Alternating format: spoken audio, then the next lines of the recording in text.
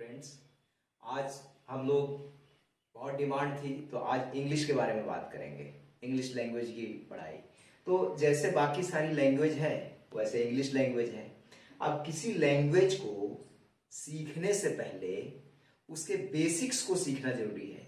लोग बोलते हैं कि इंग्लिश जो है हार्ड टॉपिक है। मैं तो कहता हूँ दुनिया में हार्ड कुछ भी नहीं है, बस आपने तरीके से सीखना है, आपने पॉजिटिव रहना है। जैसे इंग्लिश है तो इंग्लिश क्या है? इंग्लिश पहले तो लैंग्वेज है क्या?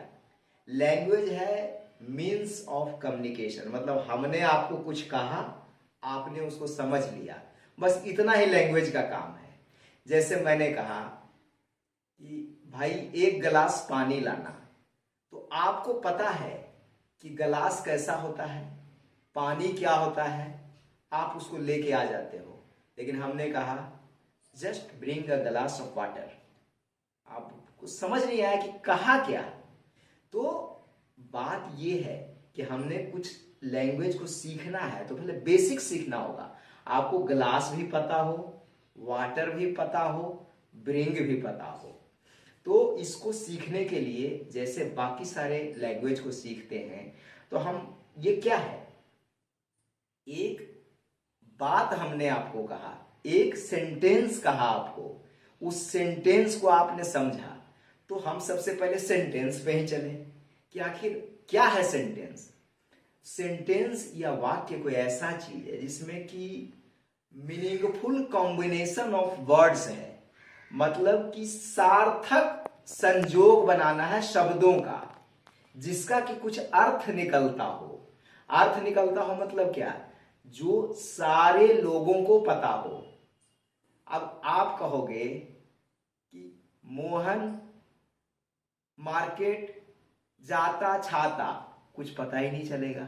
इसका मतलब कि इस मीनिंगफुल सेंटेंस बनाने के लिए लोगों ने एक पैटर्न तैयार किया है। मतलब सब लोग एक ही गुरुजी के पास जाता है, एक सब्जेक्ट बना हुआ है, तो गुरुजी सबको पढ़ा देते हैं कि बेटा देखो ये इसको कहोगे तो ये कुर्सी है, ये टेबल है, ये बेंच है ना। अब उसी गुरुजी ने बताया सबको कि ये चेयर है, ये टेबल है, इसको अंग्रेजी में ये कहते हैं, तो सबने वही सीखा। अब बोला कि मैं घर जाता हूं, ऐसे बोलना, तो हिंदी में समझ गया मैं घर जाता हूं। अब कहेगा अंग्रेजी में तो कहेगा आई गो टू होम। तो सबने यही सीखा तो मतलब हो गया। तो इसका मतलब कि हार्ड कुछ नहीं है, बस हमको वो तरीका सीखना है जिससे कि इंग्लिश के सेंटेंस बनते हैं। तो अब मैंने बात कर ली कि इंग्लिश क्यों आपको भारी नहीं लगना चाहिए, क्योंकि आपको वो तरीका नहीं सीखा, वो तरीका अभी हम सिखाएंगे। क्या है इंग्लिश? ये है सेंटेंस।